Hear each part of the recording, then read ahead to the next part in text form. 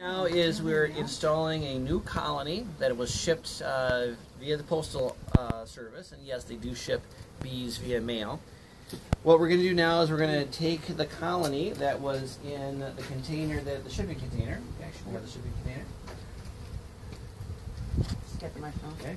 It was shipped in this container, and the queen is in here. So what we're going to do is the queen comes in this box with a wire mesh, and it has a hole on one side.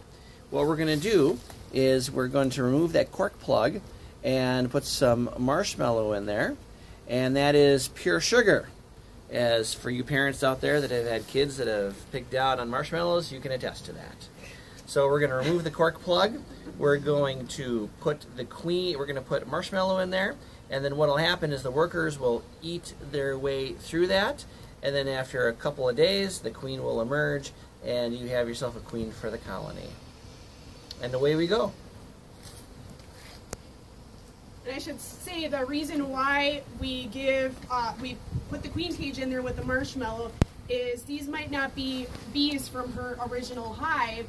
So if they see her as not being their queen, they might potentially attack her. So this is to just keep her safe.